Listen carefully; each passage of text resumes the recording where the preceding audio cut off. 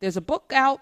It is called The Kidnapping Club: Wall Hmm. Street, Slavery, and Resistance on the Eve of the Civil War. Came out yesterday. Let me welcome the author, University of Michigan professor Jonathan Daniel Wells. Welcome to the Karen Hunter Show. Thanks so much for having me. I'm really honored to be here, and I'm glad to have a chance to talk to you about the book. Okay, before we get into this book, I want to know a little bit about you and why is this your course of study? Why did you take this path? Well, I was really interested in the African American experience in the South, and I've done quite a few projects on that. And then I decided that I really didn't know enough about the Black experience in the North. So I set about reading Sullivan Northup's book that you just mentioned, which is such a great memoir of his horrific experiences being kidnapped and taken into slavery for more than a decade before he was able to secure his freedom.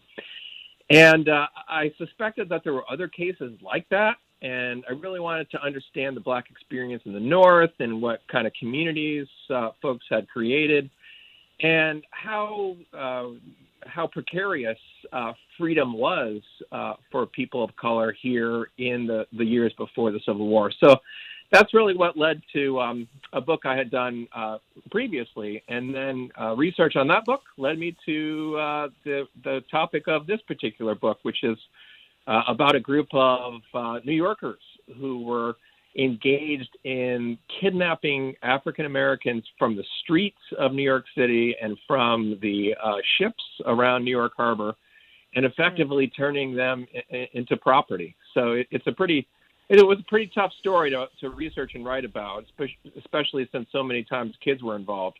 But I thought it was a story that needed to be told. Ah, and I'm glad you told it. Thank you so much. So they had a club, so it was organized. It wasn't just haphazard, wasn't just a random thing. There was an actual industry that involved Wall Street as well. Talk a little bit about that. Yeah.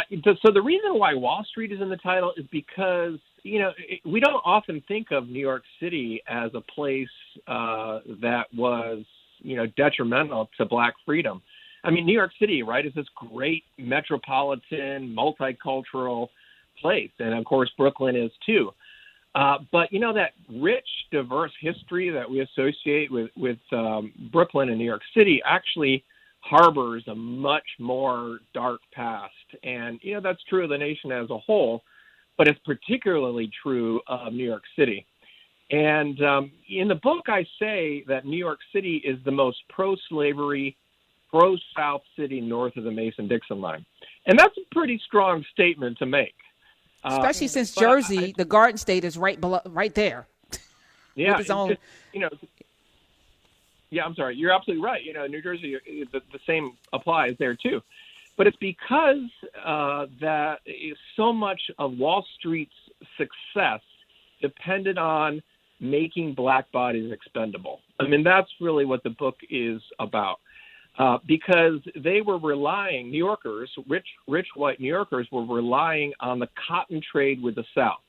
So Black folks picked the cotton, helped to bag and bale the cotton, and then the cotton was sent from southern communities where it had been grown to cotton mills in Manchester and Liverpool in the UK. It was sent to textile mills in New England. And the New York Wall Street brokers helped to finance and insure and facilitate all of that trade. So, what we don't realize, I think, today oftentimes is that so much of American prosperity, but in this case, I'm talking about Wall Street's prosperity, was based on the slave-grown cotton. So all of that meant that freedom for Black people, whether they had been born free in the North or whether they had managed to escape bondage in Virginia or South Carolina and somehow make it to this really fragile freedom in New York City, they were subject to all of these initiatives to make sure that cotton kept flowing into the cities and into the banks and into the textile mills in and around New York. So I'm glad That I was talking and we're talking with a professor, University of Michigan professor Jonathan Daniel Wells. I'm glad you said that because I said everything that I thought I knew and everything that I was taught in school, I feel like I've been betrayed by my education system, by this education system. And now as you're connecting the dots, because we were taught that the North, abolitionists, Quakers, they ended slavery, but it's almost like they ended slavery with a wink and a nod and their thumb on the scale when you think about the Brown brothers who started Brown University with the slave ships north, right? And that this industry, this Wall Street economy, the stock market, depended upon that slavery. So were they really against the slavery, or were they, sitting on a perch of morality, as they watched the money flow in? And, oh, this is distasteful. We're not doing this because this is beneath us, but we're going to benefit from it. And this is, I think, the story of America. It's the story of hypocrisy. Mm-hmm. Oh, yeah, there was a lot of hypocrisy. I mean, there were some people who were morally and religiously opposed to slavery. And one of the guys that's the hero of this history that I've written is a guy named David Ruggles. And he's kind of like the Frederick Douglass of New York City. He's just this amazing, tireless activist. He is everywhere at once. And, as bleak as the story is of kidnapping black kids from the streets of New York City, as bleak as the story is that I tell about, the illegal transatlantic slave trade that uses New York Harbor as one of its main transit points, there are bright stories too. Black New Yorkers had created this rich and vibrant and really interesting and cool community in New York City. Places like Seneca Village, which as I'm sure you know well, was wiped out to create Central Park. So, I wanted to tell the story of resistance, and that's why it's also in the title, along with Slavery and Wall Street, because guys like David Ruggles, man, they absolutely gave everything. And Ruggles, really sacrificed his health. He died young, but he was the one who called this group the Kidnapping Club. He's the one who came up with that name. And he called, it was a bunch of police officers and some lawyers and judges, city recorder Richard Riker. And, Ruggles lumped them all together and called them the Kidnapping Club because in his mind, that's exactly what they were doing. They didn't care whether somebody had been born free or had been an enslaved person who was self-emancipated. All they were interested in is appeasing the white South. So, yeah, Ruggles is kind of the hero, for lack of a better word, of the story. What's interesting, and I appreciate this era generally, when we're talking about whether it's the Reconstruction era or whether it's the era of resistance to active slavery. And this is one of the areas of history that I find really fascinating. And I love the fact that you just said that Ruggles lumps all of these people, police, judges, people who are elected to be the civil servants, who are supposed to be in charge of manipulating the levers of power so that society functions. These are the people who are involved in removing free Black people from their freedom and sending them into the slave trade. And I wonder if you can speak to, one, do you see parallels between the people who held those positions in the past and their contribution to perpetuating slavery and people who hold similar positions today who contribute to the further disenfranchisement of Black people? Because one of the things that I think happens is we sometimes look at history as though it stopped in 1865 or these patterns of behavior stopped once the status of Black people sort of shifted a bit. Where do we see today who would be sitting in that seat from yesterday? People who are not even necessarily names, but the positions and how their power is used. That's my first question. Then my second question is, can you walk us through what would happen? I am a young, let's say 16-year-old Black child. I'm walking from my house to wherever I may be walking, and I'm snatched into the Kidnapping Club's grip. What happens to me, and what is the likely endpoint for that journey? Yeah, unfortunately, that was the journey that so many Black men, women, and children were forced into. We don't know really how many. Ruggles thought it was numbered in the hundreds at least over the course of these years and before the Civil War. by definition, it was done a lot in secret. So we don't have the numbers because nobody wanted to record the numbers. So what would happen is, this is institutionalized racism. This is the way, we would talk about it today with people in power in the presidency, people in the attorney general's office, like Bill Barr. There's a great meme that, you've probably seen where it says, if you wondered what you'd be doing during the Holocaust or the Civil Rights Movement or under slavery, you're doing it right now. And right. The institutional racism that we see today was absolutely in place in New York City before the Civil War. And by the way, this is not to, say, like some people would like to say, some white people would like to say, oh, well, this makes, the North just as complicit as the South in slavery. Well, that's a bunch of BS, or as Biden might say, malarkey. The slavery that existed in the southern United States for more than 2 centuries can never be glossed over or in any ways made better. I mean, this is a horrific system in which nearly 4 million people lived by the time we get to the Civil War. But and let me just pause because the Holocaust comparison is the neighbor that watched Kristallnacht would be the North. The people that gassed and put people in ovens and destroyed, that would be the South, right? So that's the comparison. Like, or the neighbor that benefited, got to take over the home of the Jewish person that was displaced, is the North. In the South are the people that put them on trains and herded them away to their death. That's the difference, right?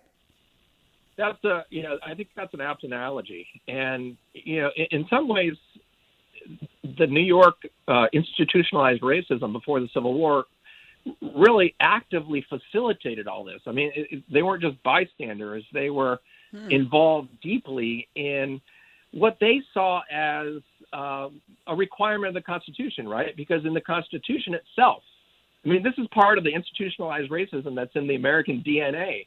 The nation's founding document, the Fugitive Slave Clause, required northern communities to return people who had emancipated themselves. And so, from the perspective of white officials, they're just, keeping the Union intact and keeping the prosperity, right, that Wall Street and New York and other communities across the free states really benefited from.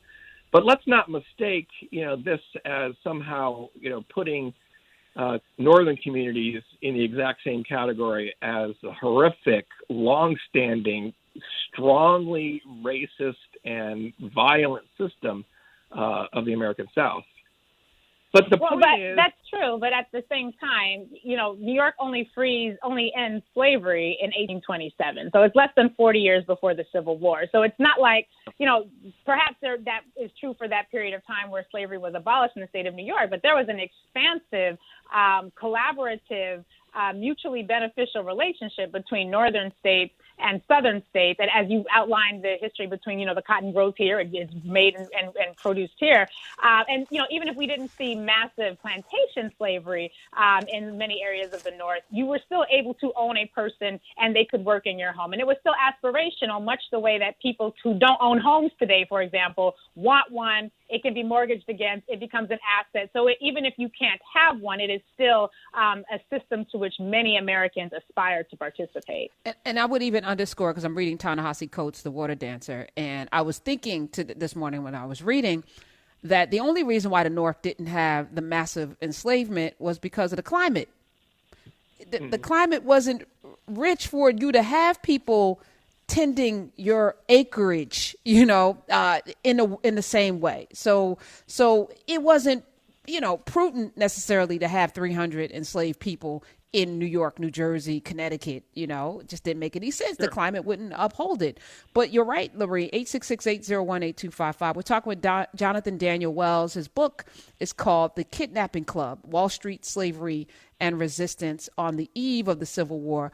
Let's take Loree's 16-year-old young person, maybe going to the docks for the day to work. Mm-hmm. Do you have physical, we know Samuel Northrup. Give us some other real stories of people who were kidnapped and what happened to them.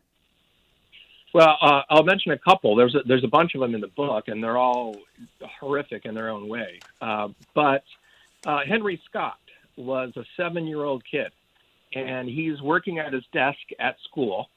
And one day on a Saturday at the African Free School in New York City, somebody comes into the classroom, and there's two people there. One of them is a police officer, and the other is a white Southerner. And they're there in Henry's classroom to arrest him as a runaway. And, it's just, it's difficult stuff to read and to write about and to talk about. But, we need to be honest about what being black in America meant. And, that's really my point about, North and South. I don't want modern white Southerners to read this and say, oh, well, Northerners were just as bad as white Southerners who held slaves.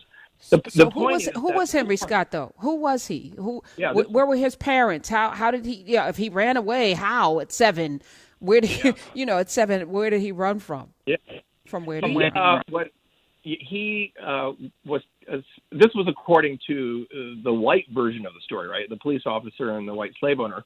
They claimed that Henry had been taken by his father a few years before and had run away from a plantation, and that both Henry and his father needed to be returned to their so-called master under slavery in the South. And you can just imagine how crazy this would erupt the whole classroom, and kids were screaming and crying, and they were running out of the classroom, and young black girls and young black boys raised pennies to pay for the defense of Henry Scott and his father. They raised money. And this was not a rare occurrence in New York before the Civil War. Another one I'll just quickly mention is Hester Carr. And she was a woman who was actually born free. We know that for sure. She had gone to New York after both of her parents died, and she was working for a doctor. But then she was lured away by a woman who said that she could get her more money in Virginia working as a house servant. And once they got to Virginia, she sold her into slavery. I mean, the kind of trickery. I mean, it's really despicable. Let me just pause for a second because, the African burial grounds in New York, I remember when they, dug up that earth to build something and came across all of these little skeletons. Some of them had pressurized fused bones from, little kids having to carry, weight that they should not have. And you get to see the brutality in the skeletons of that burial ground that was just these bodies just tossed away like they were nothing. And so I just want to pause to say thank you to the people that paid homage to those folks that lost their lives during bondage in New York. New York has a rich history of bondage that is beyond just being an overseer of what was happening in the South and being enriched by it. They also participated in a really horrific way as well. So I just wanted to just say that. Yeah, that's really important. There have been some really important efforts in the last few years to bring back, to the public mind, some of these features of the Black experience in New York. And there's even talk of maybe a David Ruggles memorial of some kind. Right now, there's a plaque on West Bernard Street where he had his office. But he was a difficult guy. He was, like a lot of agitators are. He rubbed people the wrong way. Even people, his fellow Black activists, got tired of him sometimes. And it's important that, we acknowledge that this is a part of our collective history because, when people say stupid things about the Black experience before the Civil War, we can call BS on it and tell the truth. Some of my colleagues, like Leslie Harris, who's written a really important book about the history of slavery and the Black experience in New York City. That'd be a great book for people who were interested in this period to pick up.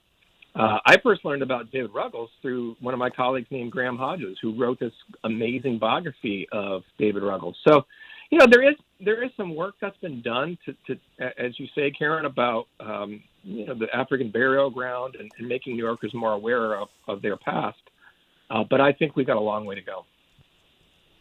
And I'm not sure how extensively you go into this work in your classrooms, but I'm curious as to the reaction of your students when they hear this history, when they're learning about this, many of whom I'm presuming are learning it for the first time. I was an Africana Studies major, and my classes were full of people who had never heard any of this before. So I'm curious as to the reaction that your students give you to this type of history, particularly in light of the reality of what's happening in the country today. Yeah, they're as troubled as all of us are by these horrific individual stories that make up the experiences of people before the Civil War. Like you said, Lori, they're just whisked away. A 16-year-old girl walking down the street. And oftentimes what would happen is the police would say, I'm arresting you on a suspicion of stealing jewelry, because they knew if they said to you, I'm arresting you on the suspicion that you might be a runaway, that the person would risk his or her life to resist, and often carried with them knives or other self-defense instruments. And sometimes here's the sad story, particularly in the earlier period. I'm talking about like the 1830s. You could be arrested on the street of New York City as a runaway, taken before the city recorder, so he's kind of like the city judge, Richard Riker, and within an hour or two, taken to slavery in Virginia or Georgia or South Carolina before your relatives even know what happened to you. I mean, It's like you just evaporated or disappeared. So it's really important in the 1840s when black activists like David Ruggles are able to get a jury trial law in place. Because then you could at least have the ability to call witnesses. That didn't guarantee anything, but at least you could avoid these, middle of the night kind of evaporation of human beings. Dr. Daniel Wells, how did you get radicalized? What influenced your life as a white man? You have no reason to take this path, to care about people who were formerly enslaved and write about it and tell these stories. Why? Who got to you? I think I probably have to give my wife a lot of credit for that. I mean, I was born in North Carolina. I grew up in North Carolina and Florida. But I met my wife in the 90s, way back when, and her name is Heather Ann Thompson. And she's done a lot of work on the history of mass incarceration and history of race. She did a book on the Attica prison riot called Blood in the Water, which won the Pulitzer Prize a few years ago. And, I suppose we all have our sort of innate proclivities or, sensibilities. But, it was really Heather, I think, to give her a lot of credit, who helped me, see a lot of the things that I had sort of tangentially read about or heard about. But she would really drive them home for me in ways that were powerful. And, I think she's a model scholar, besides the fact that we've been married for almost 25 years. She's a model scholar in many ways, because she actually is an activist as well as a scholar. So, when I decided to write this book, I kind of took some cues from her, and I really wanted to speak to a broader audience. The stuff I had written before was a little bit more esoteric, to be honest with you, more, kind of academic. And so I wanted to do something that might at least make a small contribution to the popular dialogue. Well, you can add your name to activism, because anybody that is committed to unearthing truth is by nature an activist. So the question was, and listen, I think we all, to some degree, must pick up that baton, that activism baton, and tell these truths when we find them. Did anybody actually win their freedom in the courts? It was unusual, but yes. Some people did. There's a couple of interesting cases that I talk about in the book from the late 1840s. So, a decade or so before the Civil War breaks out. And it all depended on who was sitting as judge, who was, sort of in the capacity of making these decisions. And the way the law was written, it put a lot of hands into people like the city recorder Richard Riker. But for the benefit of Black New Yorkers, Riker's gone by the early 1840s. He passes away. And so there's this new guy who is in a similar position. His name is Judge Edmonds. And in two really crucial cases, the case of George Kirk and Joseph Belt, he is on the right side of history. He decides that the evidence isn't there. I mean, these cases are not really cut and dry, right? You can't say, oh, well, he was definitely the person who's Joseph Smith back in Virginia who escaped 10 years ago. There was really no good way to tell whether somebody had been run away or had been born free. And so it all depended on who was making the decision. And that's why, institutional racism is there, no doubt about it, but it mattered who was in power. And in this case, in those two cases, the judge decided that they were, in fact, freeborn and not who their so-called Southern white masters claimed them to be. As we're sort of navigating this new normal, and I don't mean the coronavirus, I mean a new normal of sort of explicit, open white racism or white supremacy, and coupled with white nationalism, which is the violent expression of white supremacist thought. And thinking about how judges are really filling up, are being used in ways that we haven't really seen in the same ways in the past. So like right now we have a lot of concern. There's over 250 judges who have been placed in their positions, many of whom are unqualified for a whole host of other reasons, in addition to the fact that they have expressed many sentiments that are embracive of white supremacist thinking and ideology as it pertains to judicial interpretation.